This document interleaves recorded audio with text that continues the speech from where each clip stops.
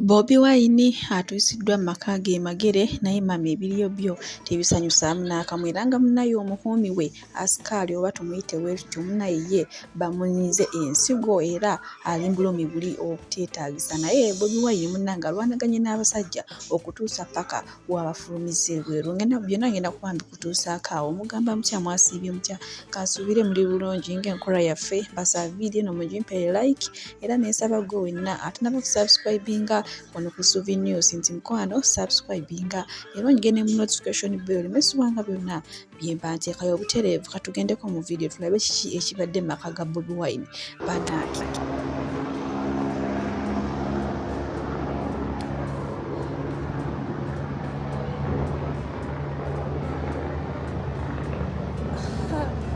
That's the current situation at our house right now. That's the current situation at our house. You would think we are under some kind of siege. I will show you what's happening outside at the gate.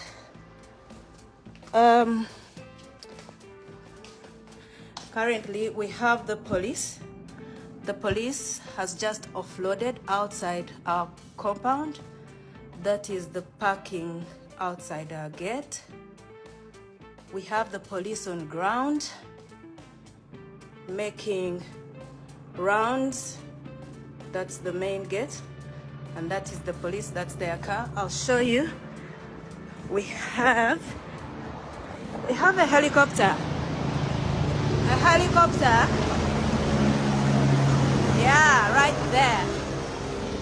A helicopter around our house. What a shame.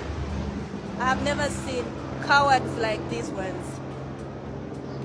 At home is me and the children. No one else. My husband hasn't yet reached here. They took him. Nobody knows where he is.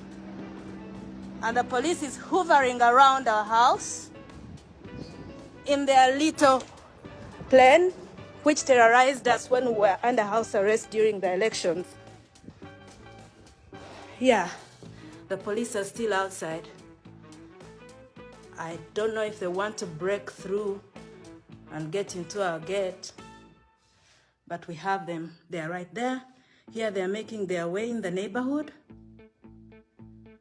Yeah. I will show you the other surveillance. That's the police.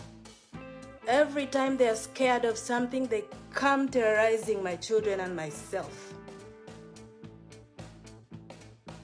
Who is that?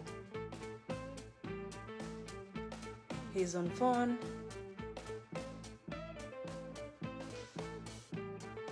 I will try to zoom in.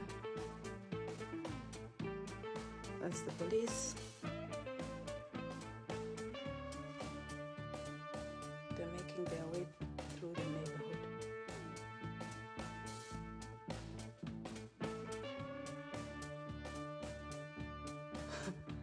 This is such a big shame. And he has the audacity to knock on that gate. Give me a minute. I'm back. I can see he is trying to find his way inside our compound. Just give me a minute.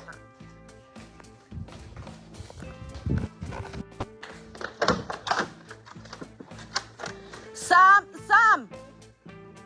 Sheriff! Temugeza ne mugulawo gate eyo. Temugulirawo musirikale yenna. Ayagala abuuke ekikomera. Sisuubira musirikale wano temugulirawo muntu yenna kirira ne mu gate yo mu kibira temugulirawo muntu yenna. Ayagala ayingire nako akanyonyi kenda byakabuuka waggulaawo.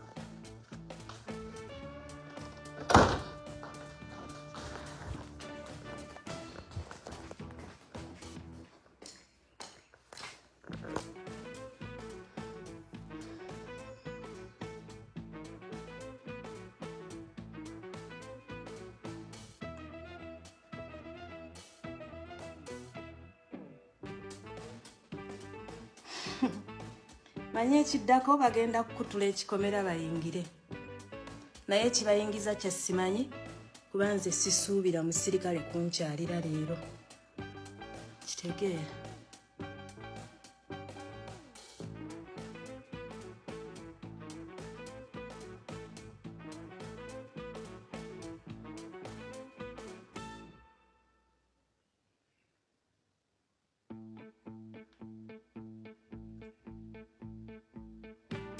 Kandabe gye banaayita, kandabe oba banaakutula ekikomera.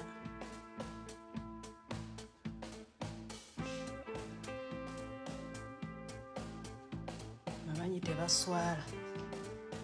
Wabanga waliwo omukulembeze wa poliisi yena ali ku live yange eno, gamba banno bave ewange. Paakingi eyo gy'olabaawo y'abagenyi baffe, ate abo mbadde sibasuubira leero. Kitegedde obutiitiizi obwabajjula. Kamera yaffe emu bagiggyeeko,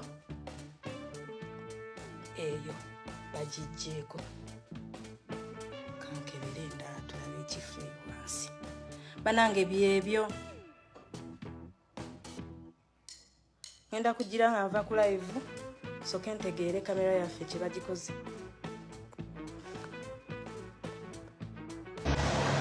Nana ekyo kyolire ebweru nnyo.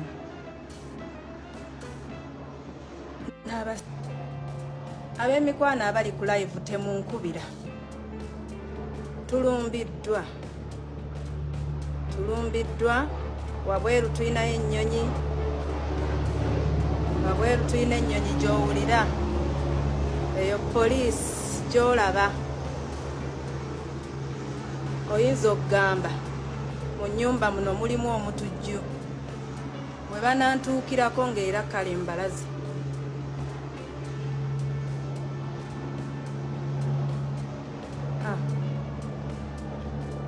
Beebo abapoliisi wabweru, nnyonyi, kambalageko ku nnyonyi eyo.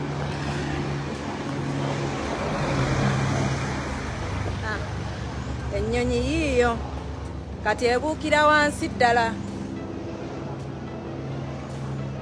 Ebuukira wansi. Ennyonyi eri wabweru. Abasirikale bali ku geeti baabo nga bw'olaba. Abasirikale baabo ku geeti. Motoka zibulako obugombe. Balaba nno nga bambadde. Oyinza okugamba omusaala gwe bafuna gwa kitalo.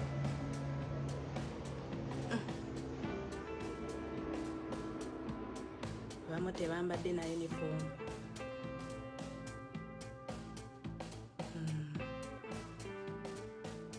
Ewaka batusazeeko wansi ne waggulu.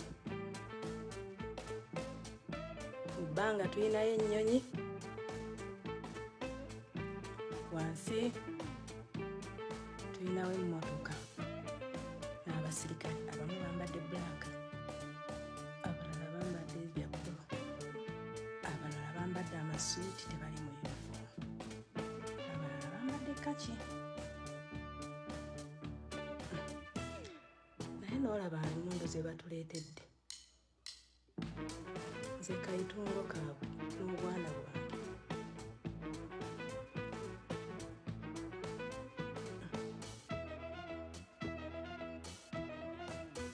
Beebo.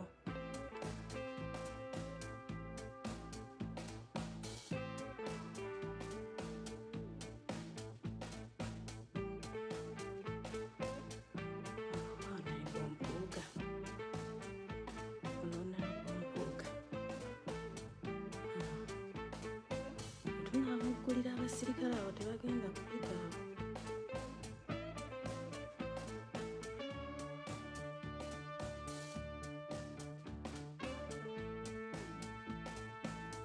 Katulabe ekiddaka.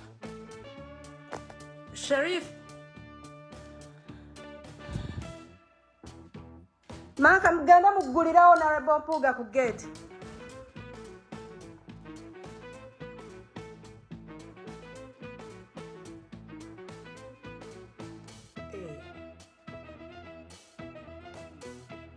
batutte asikaali waffe.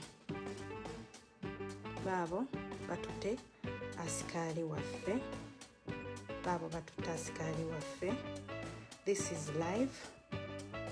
Like you can see, they are taking our security person, taking our security guard. Yes, that one in red, and they have arrested him. Sharif tamudda bweru, tamugenda bweru, bali mukwata batutte gundi. Ya bamututte. Kasita batandise okukwata abantu. Kasita batandise okukwata abantu bange, kirabika nze nzirako. Wanje?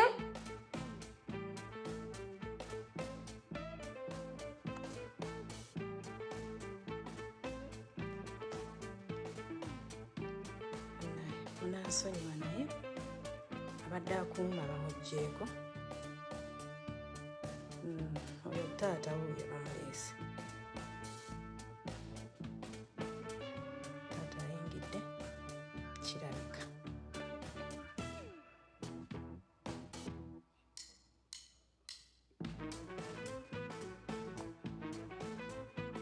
Naye asikaali wange bamukutte. Asikaali waffe bamukutte. Bamutwaliddemu emmotoka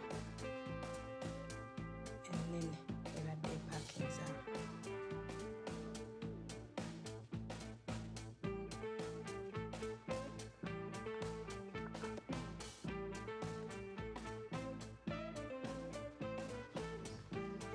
Munoonya ani?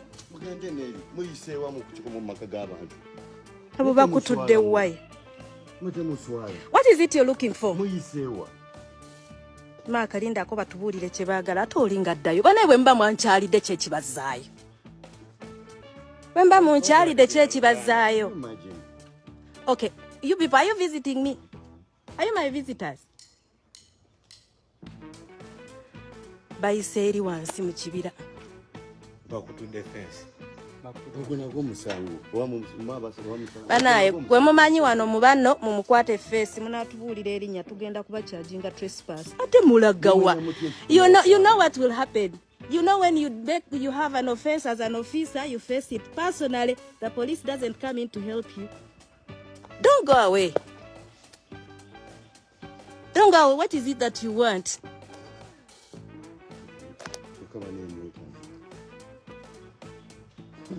Bannange abali ku live eno njagala bakakasa that we are under siege. Me, myself and the children. My husband is not home. We are in trouble. We are in trouble, you people. Whoever is watching this live, tell everyone out there that we are in trouble.